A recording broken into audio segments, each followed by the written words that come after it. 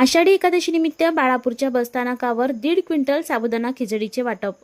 राष्ट्रवादीचे संदीप पाटील यांचा उपक्रम.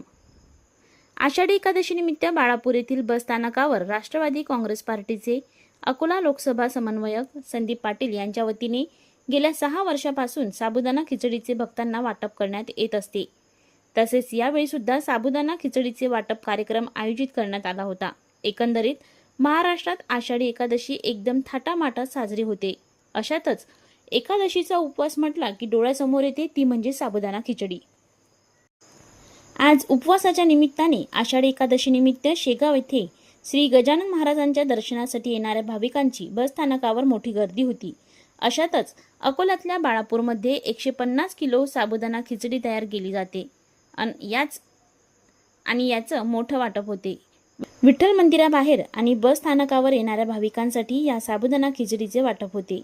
राष्ट्रवादी काँग्रेसचे नेते संदीप पाटील यांच्या नेतृत्वात ही साबुदाणा खिचडी वाटप झाली असून हजारो भाविक भक्तांनी साबुदाणा खिचडीचा लाभ घेतला. रामकृष्ण हरी माऊली.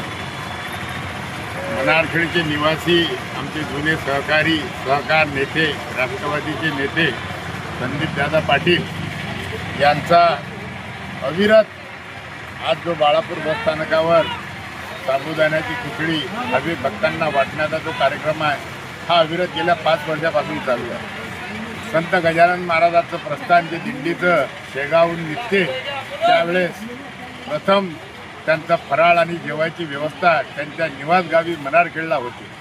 तसेच संपूर्ण 12 महिन्यात आर्थिक, धार्मिक, शारीरिक, सांस्कृतिक कार्यक्रमात स्वतःच्या खिशातून पैसे खर्च करून समाजाच्या हेतूच्या भल्यासाठी ते उपक्रम राबवतात. त्यांच्या गावात मनारखेड इथं हनुमंत महाराजाची जी प्राणप्रतिष्ठा झाली ते अविरत सेवा त्यांची करतात आणि एवढा भव्य दिव्य कार्यक्रम त्यांच्या हातून झाला.